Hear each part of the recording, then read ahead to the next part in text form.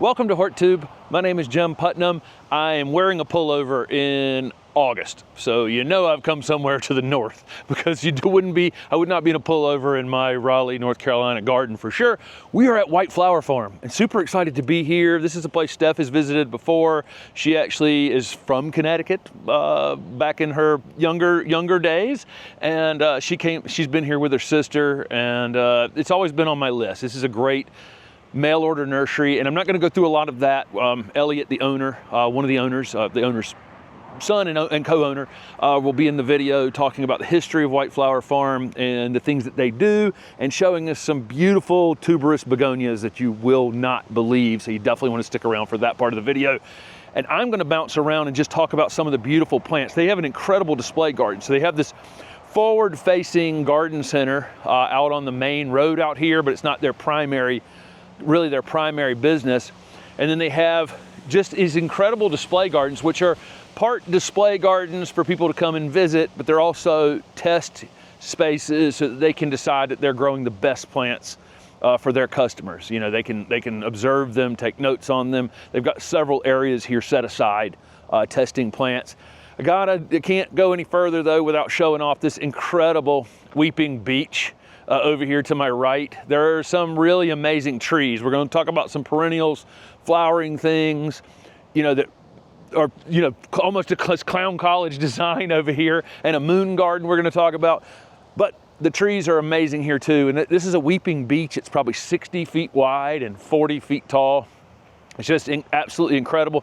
There is a disease that unfortunately I've been reading quite a bit about in beeches that everybody up here is pretty nervous about, because some of these giant European beeches and others, native beeches up here in this area, are under threat from it. So hopefully that won't be as bad as what people are saying. We're going to jump into lots of flowery things, but this Pinus strobus has just caught my attention. Pinus strobus is white pine, and they're native, of course, to about mid-Virginia and the North Carolina mountains up the East Coast. This is Nana, and this is the thing I want to point out about this one. This is a dwarf white pine. But what I've said many times on dwarf conifers, it doesn't mean they're going to stay small. It just means that the parts and pieces on them appear smaller, but they never stop growing. There's no off switch for it. So this is an incredible specimen of dwarf white pine. I love the kind of billowy habit that it has with this blue coloration in the needles. Just a really, really beautiful specimen. This perennial border, which Elliot will give the history on, has a beech hedge behind it, traditional kind of English beech hedge, which you actually see all over Northern Europe, really. But it makes such a great backdrop for anything that you're doing in front of it. This border is a great mix of shrubs, herbaceous perennials, annuals, and there's always going to be something going. So we're kind of past peak up here. I mean, it's 50 some degrees this morning already in August for, peak perennial time. So some things are fading a bit, but then there's other things in here like sedum and some other things that will really show color late in the summer. There's a Rose of Sharon in the back, canna lilies in front of that. And then stepping down this beautiful blue salvia that really blows in the wind, this bog salvia that moves around. There's a lot of things in this border that really move. It's breezy this morning, and you can really see that. Lots of upright phlox or garden phlox throughout the border.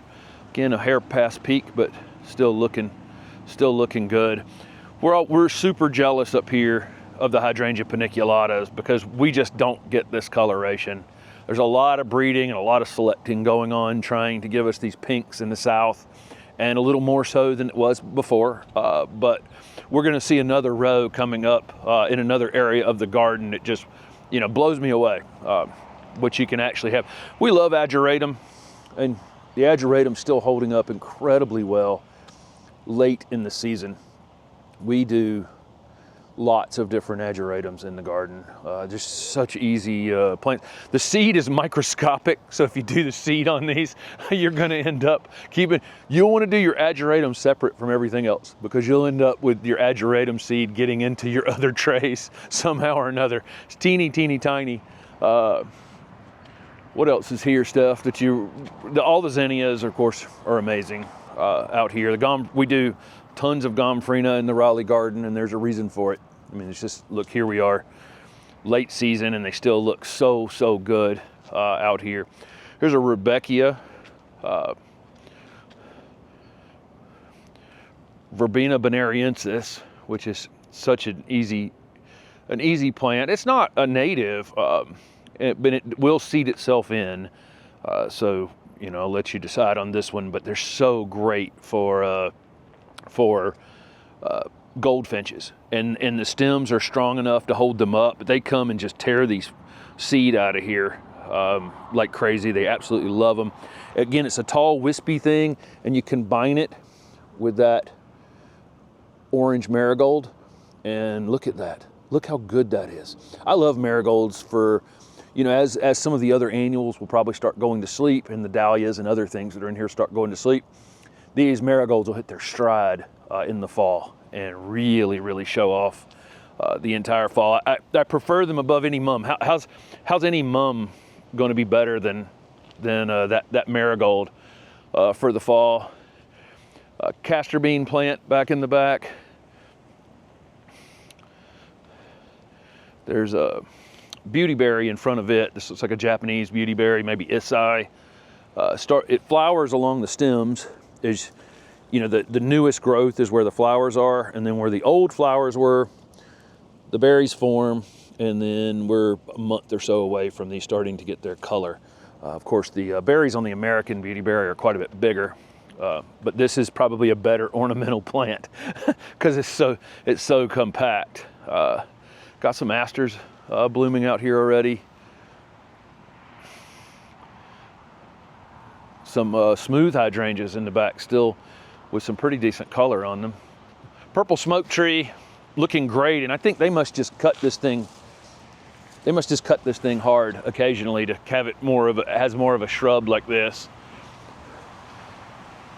Spirea would have bloomed early summer here, a little earlier for us in our area. I think the color holds up on these gold foliage. Spirea is a little bit better in the north than it does down in the south. We tend to have ours kind of burned out a bit by late summer. But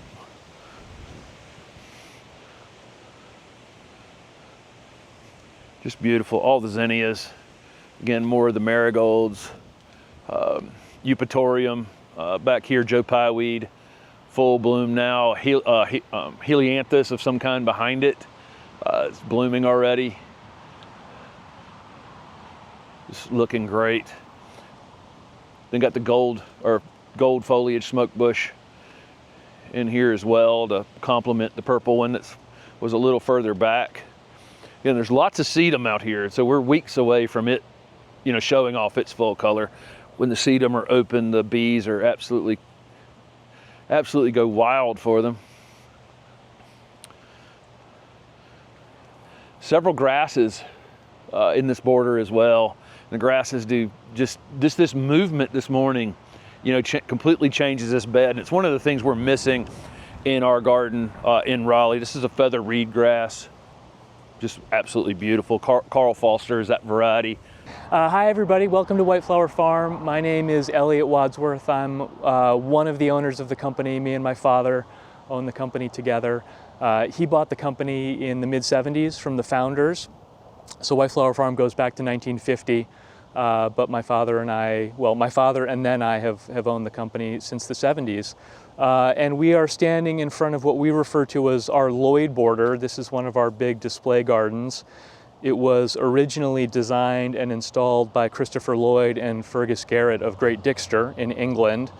And it's a English style garden that has been sort of adapted to our New England climate.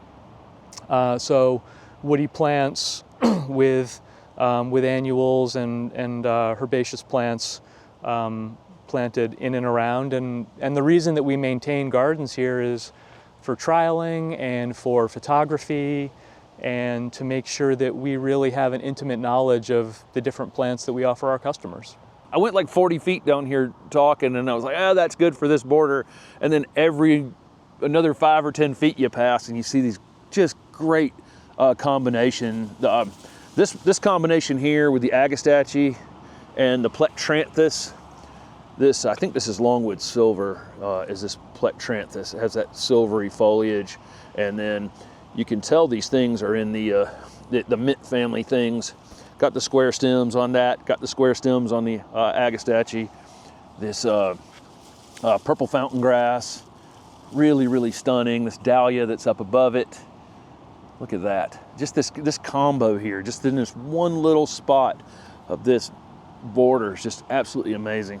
So I really didn't have any desire to be filmed today, but I just can't help but want to be a part of this because, you know, I grew up here, but I left in high school. So it's, for one thing, I'm not used to these cold, windy mornings this early in the season.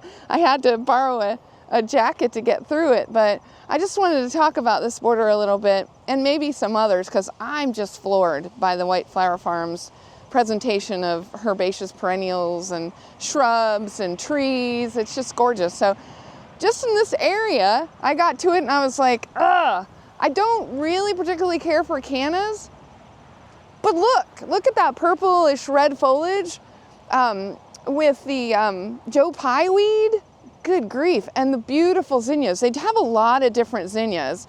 And for that matter, the gomphrena here and the viburnum opulus with all those beautiful red berries sort of off to the side there.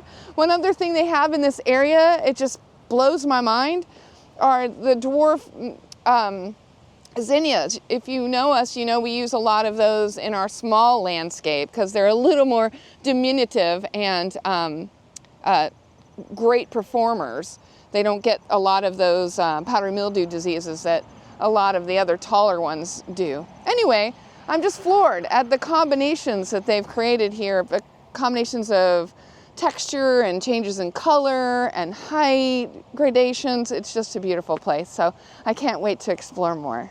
Alrighty, so we do a number of things here. We have a brick and mortar garden center down below us, which is open during the season. But most of our business is done online at whiteflowerfarm.com. We mail catalogs, we send emails, we hammer gardeners every which way, best as we can. What's behind us here is a trial patch. So we're always looking at new plants, annuals, perennials, woody plants. Like I said, just doing our best to really be intimately familiar with the plants that we offer for our customers. So this is a small trial patch that we're using for photography and for note-taking. And all throughout the display gardens, there's trial plants that change from year to year. So we offer annuals, perennials, woody plants, some kitchen garden plants, edibles. We're more of an ornamental nursery than a tomato and vegetable grower, but we do some kitchen garden stuff.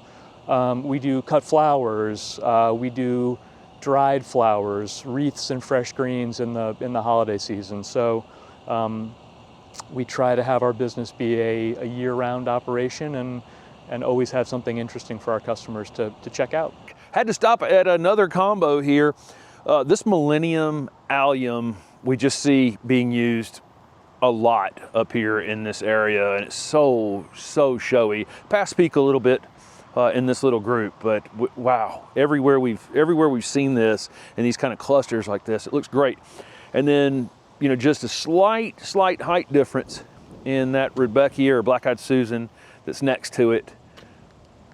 Just looks great with it. And it's just, you know, little pockets of things. There's some blue stem grass behind it, and then it goes up to this variegated dogwood. Two of those behind it. Just these selected combinations going down as this thing changes are all just so striking. This is a display bed that I will leave to your imagination. This is peonies, herbaceous peonies, tree peonies. There's pulmonaria in here, and brunera, and hostas, and I imagine as all that stuff's coming up and it's really, really fresh in the spring, and these peonies come into flower, this must be just an incredible little corner of the garden as people are here shopping in the late spring and early summer. So we've come upon this shade garden. It's so incredible with the colors and textures. The coleus, the yellow wax bells, there's meadow rue, there's lamium, all sorts of impatiens in there. Got Solomon seal. This is a fire and ice hosta. Sum and substance is what this kind of looks like, I think. And for those of you who saw us working or filming Ledoux topiary gardens, we showed a white hosta, and I'm just as an aside, I didn't know for sure what that hosta was, but I really have to have it now. But it was called Aphrodite, had the most incredible fragrance ever. So just in case you were wondering what that hosta was. Anyway, the urn in the middle really gives it sort of an anchoring element as well. Absolutely love it. Sun King Aurelia, obviously because it's in so much shade, or not obviously, but I'm guessing that because it's in so much shade, it doesn't quite have that bright yellow, but it still has great texture. Just beautiful things here. Beautiful. Oh, and Indian pinks, we have some of those in our yard as well. Just a great combination of oak leaf hydrangeas, all sorts of stuff. Just beautiful. You say Haconacloa? And Jim always makes fun of me because Haconacloa, I always say like Hakanakaloa because I can never remember the name. But Haconacloa, I'm getting better. I'm growing.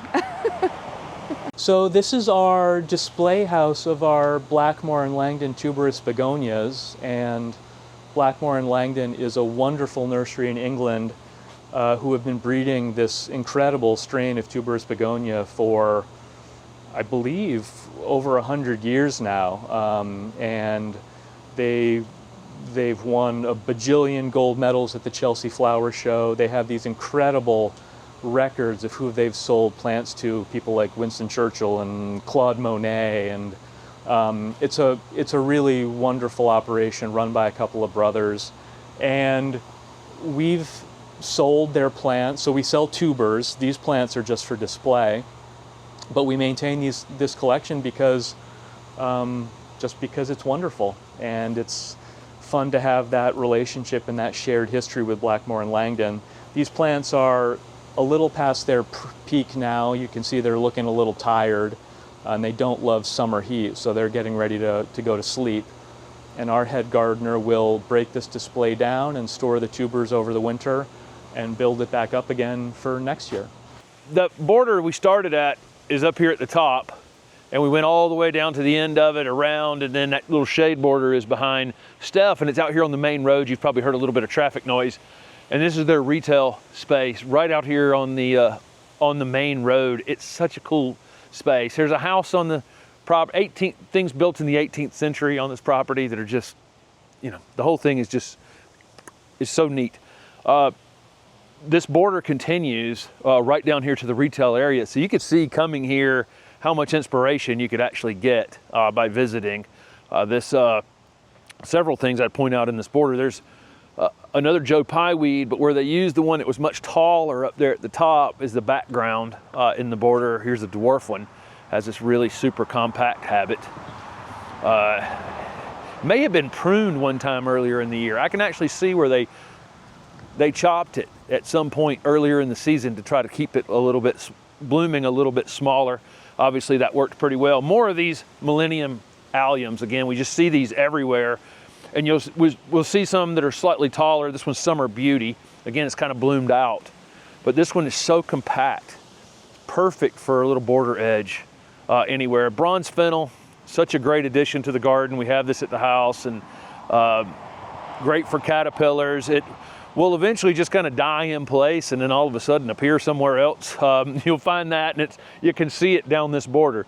It wasn't originally where they planted it, but who cares? It comes up and it's upright and rigid and plays nice with everything else. There's some Kufia on the front of the bed. This is the first of the Kufia we've seen, but this little low wall kind of requires a row of really low perennials right along the front. And anyway, just beautiful combinations all the way down. Again, their asters are blooming much earlier than ours is. Mums, some of the mums are showing color already. We'll definitely be a little bit later unless we're super early variety. So how many places are you gonna come and have a perennial border like this be the backdrop to your shopping? Here's an area where they are selling some roses, various roses. Some statuary over here. I talk frequently on the channel about taking notes. You know, in the weekly garden planner, if you own the weekly garden planner, you know, I always talk about taking notes at the end of the month. And this is mahogany splendor hibiscus that we actually did from seed about 4 years ago in the garden. The very first year we were doing the garden, we did a lot of things from seed because we didn't have a lot of shrubs in there at that point. Didn't have a lot of conifers, didn't have a lot of permanent pieces, so it was really a lot of annuals and perennial things. And this mahogany splendor hibiscus we did for 2 seasons, and then we took a break from it because we like to take breaks from things. But if you don't write down things become permanent breaks, okay? And so it was just, we looked at it and went, man, we haven't grown that in a couple years, but it's such a great, rigid, upright plant, not floriferous like other hibiscus, but it doesn't need to be. Look at this thing, how beautiful it is in this border with the other textures and other colors. Looks great with these orange marigolds over here, and of course any white or other shades of purple and lavender. It's just a great plant, but again, taking notes because we do rotate and take breaks from things, but if we don't write that thing down and we skip 2 years, we'll never remember it again until we run into it like this. Look at this combo, this hydrangea macrophylla, this spent inflorescence against that white from that paniculata that's next to it. The paniculatas are starting to get a little bit of the pink hue in them against that. What a combo that is. Just one flower that's kind of spent, that's holding some color. And then this border has this great combination of spring flowering things and fall flowering things and foliage color things. A goldenrod that hasn't opened up yet. An aster that hasn't opened up yet. Some of their asters are blooming. This one's got one open flower on it so far, but look at this. It's a great ornamental plant all season. It behaved like this. And then out of the blue, as other things are fading, it's going to come into full flower. Another paniculata with the pink coming on it. This is a great combo here. This Itea would have shown off with flowers in the spring or early summer, and then it just was a background plant for a while. And now all of a sudden it's come right back to the forefront. In our area down in North Carolina, these will almost hold the leaves all winter. Like this, you know, once they're kind of established. Up here, I think they're probably a little more likely to be fully deciduous by midsummer. This is a Rebecca hirta, which we have grown several varieties of these from seed. This series is called Sunbeckia, I think, and there's several of them in the Sunbeckia series. I've not found these to be the hardiest in our area, and I don't know if they're as good a good perennial up here or not, but most of the Rebecca hirtas we've done them from seed. They bloom in the first season, and so if they're only annuals, who cares? Look at this thing, how showy it is. And you see that combination with it and that Itea, which, you know, a few weeks ago would have just been, again, it would have been green in the background, and now it's on fire. Sedum that will bloom later in the summer, and then various grasses.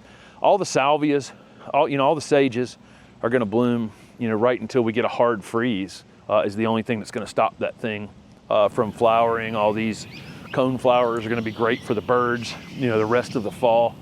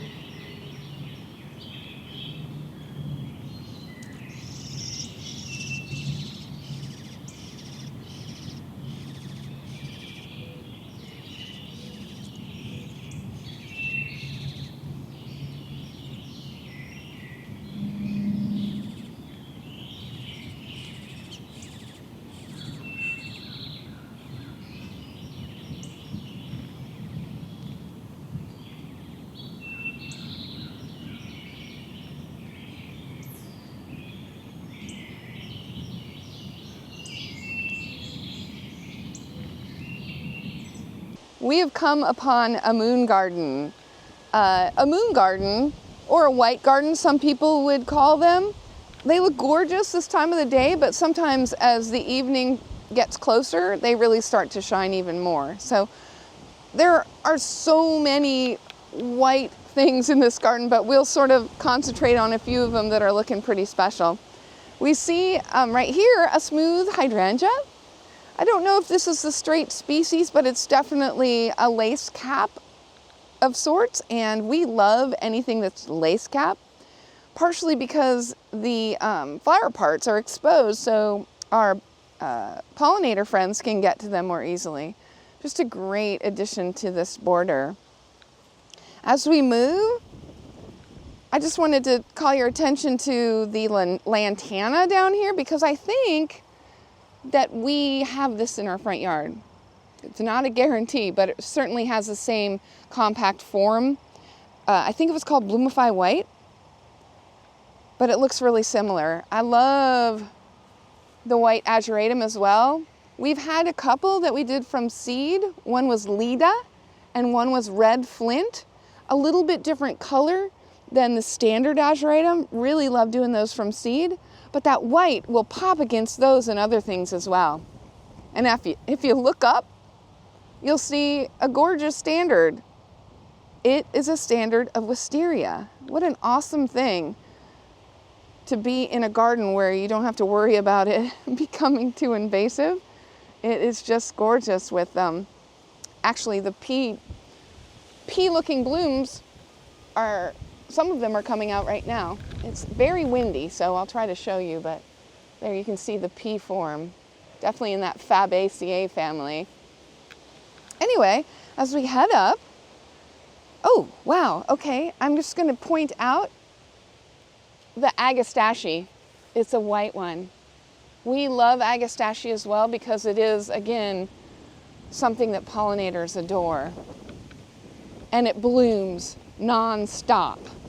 And with our agastache, we usually will prune them selectively during the season to get a fresh crop, so it'll have fresh plant nectar for our beneficials. So going down,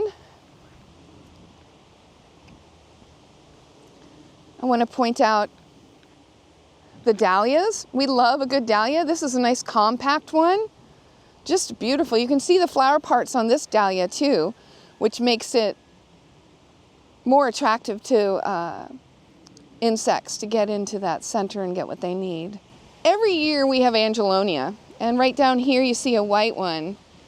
It's a great pop of white in a flower bed as well. Of course, an annual, but it's worth it to replant this each year, and we generally do. Some of the things you really can't see, it looks like we've had white liatris past its peak, white peonies, white roses, other white things. I think there's probably some spirea in here, just things that were white in different times of the year. So you have something popping. We're gonna stop here at one of my favorite annuals to be white in a garden, and that is Gomphrena. We have the atomic white right now, and it's been a great, very strong annual in our garden, but it's just great for the pollinators. That is one where we always talk about how we cut about a third of it at a time, so we keep it fresh for the pollinators, but also keep it nice and full and fat as well. And Dusty Miller, some of the silver things can play off the white things in a garden, so you could use variegated things or silver things, bluish silver things. They really add to a white garden or a moon garden. Moving on down,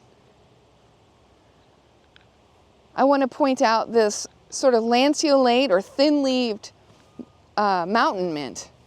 This isn't one that we see a lot where we are, but wow, it's just a great plant. We're not at the time, it's so windy as well, so I don't know, the insects aren't on everything right now. It's just really, really windy and cold. So just a couple more things I want to point out because they are super special. You can get whites from zinnias, obviously. Here's a larger stand of the agastache that's white. Such a beautiful plant. The Joe Pyeweed that's white. How beautiful is that? It's a little more compact, obviously, than the straight species of eupatorium that we have in our garden, but we also have the Little Joe that stays a little more compact. It's not quite as short as Little Joe maybe, but it definitely is compact and not quite so sprawling.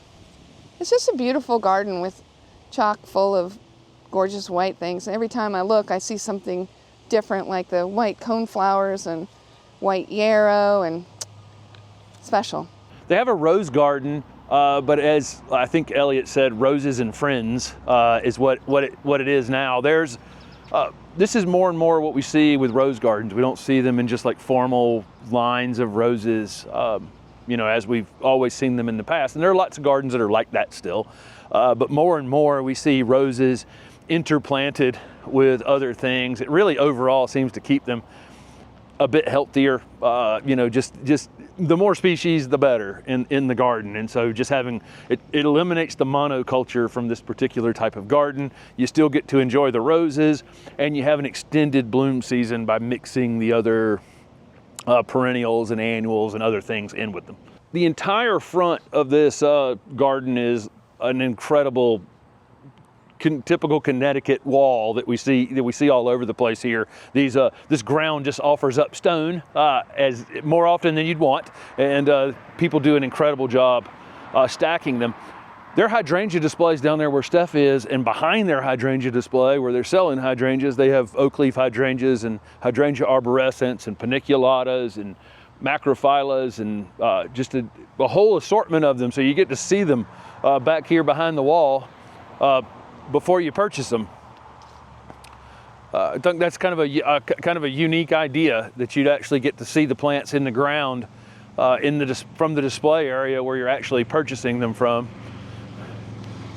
Of course, they're all showing off, and I'm amazed up here, something like this oak leaf hydrangea, how clean the foliage is this late in the season. Ours just get typically, they leaf out a lot earlier. We get the heat on them, and they just get a little more worn out looking. Overall, these still look fresh, late into the season. Every time I think I found all the hosta I would ever need, I found this one. This one's called Silly String. I see bees in the process of pollinating it right now. Look at these incredible purple flowers, that foliage that's kind of undulating. We have curly fries at the house, which has a similar foliage, but it does not, I'm sure it flowered, but this purple is just absolutely beautiful. And again, the bees are loving it this morning. We're gonna wrap this video up with a tour of one more of the borders here. Just shockingly beautiful spaces where you can come and get some ideas for your garden. But I do want to point out this European beech out here in the distance. I don't know how tall that is. I'm going to say it's 60 feet tall and 60 feet wide or more. But I do love a beautiful beech trees are just, oh my gosh, and just all over Europe. I'm just hoping that whatever this new disease isn't going to be problematic for all of them. Got the dark foliage Weigela. We have that shining sensation at our house down in Raleigh. So a lot of these dark foliage Weigelas will hold their color well up this far north where the summers aren't quite as hot. But our 106 degree day, our shining sensation really held up extremely well, keeping the purple color all the way down through the plant. So I'm super impressed by that plant. For us in the south to still be at the end of summer and have ours continue to look like this, as you would expect up here. Another Rudbeckia, Black-Eyed Susan. And then I got to point out the Heptacodium, Seven Sunflower. It's the most crepe myrtle looking thing we'd have up here in northern Connecticut. Although in southern Connecticut, and we drove 1 mile from Steph's sister's house, and she's down closer to the water, and there are crepe myrtles up that high. I think once you get this far inland in Connecticut, the zones get closer and closer together. The further you go up the coast, you still get zone 7s and going way up the coast, but you got to be closer and closer and closer to the water for that to take place. So there's crepe myrtles an hour away from here. That seems to be about as far north as we're going to see them, but the Heptacodium, which is non-invasive, it's just a great looking kind of alternative for it. Similar foliage, similar branching. It's a honeysuckle family member. And when we think about honeysuckles, we're always thinking about vining plants, right? This is a woody version of that. You'll often see it as a single standard, or in this case, as a multi-trunked kind of shrub. More of the several different grasses in here. You got little blue stem. I'm trying to fall into the bed here. And this is Shenandoah switchgrass. Great plant, and really in mass is where this plant kind of shines. That has this incredible coloration on it, and pretty much has this color all season. The inflorescences are just starting on it now, but the color's so nice. And again, it's moving around in the breeze, and it's something that's lacking in our garden in Raleigh. We don't get a lot of breeze. So I could talk about this all day long about having things that would move around in the breeze, but we're just less overall windy. This hilly area we're in here is just very exposed, and so these grasses moving around really shine. What else will we point out here, Steph? Lantana used as an annual. You know, we say this all the time. You know, we can grow perennial lantana in our area, which come back. I am probably at the point of 39 years in this business, think that it's better as an annual. It keeps it from being invasive in Florida, and then being just a bully in the garden. You know, as it gets once it gets rooted into the ground, they can be very sturdy plants. But here it's an annual, and at the end of the season, frost or freeze is going to kill it. It bloomed for 4 months. It rewarded them all they needed to be rewarded. Tree form, Hydrangea paniculata. Definitely point out the Physocarpus. We don't grow as many of these in our area, although we can. We will see quite a few Physocarpus in our area. It's just the color doesn't seem to hold up as well. We won't. The foliage just looks a bit tattered on them. What's the common name? Nine barks are, again, I grew nine barks in my nursery, and I couldn't give them away to nurserymen near me. And in the middle of Johnston County in North Carolina. It's just the heat again just kind of wears them out, but they are just, again, top favorite plant. There's a pagoda dogwood that I'll point out before we wrap this up. Cornus alternifolia. I love the layered kind of look. You can see why this is called the pagoda dogwood. And this one's called Golden Shadow, the variegated one. But it has the perfect common name. It's pagoda dogwood because it always has this kind of flat habit. I can generally identify the species from a distance because of the growth habit on it. And then I guess we'll wrap this up here with some anemones, because this is almost anemone season. Ours will be blooming about the time we get back to the house in Raleigh, although we had a few blooming a little earlier this year. But up here, slightly cooler nights already. They're coming into full flower. Bully, definitely a bully in the garden. But you know, when it comes back up in the spring, you can get a little bit of control on it. Another big Hydrangea paniculata back here in the background. You can see, you know, the inflorescences are the size of my head, and I got a big giant head. Stuff's laughing back there, but I do have a big giant noggin. So there you go. There's our trip to White Flower Farm. We were really excited about this one, hoping that we could come here. We knew we were only going to be an hour or so away, and we had couple other filming plans up here. So thank you to Elliot and to White Flower Farm for letting us wander around on a day they were actually closed, which was really nice as well, because we can, you know, not talk to the camera in front of an audience. So thank you guys so much for following along.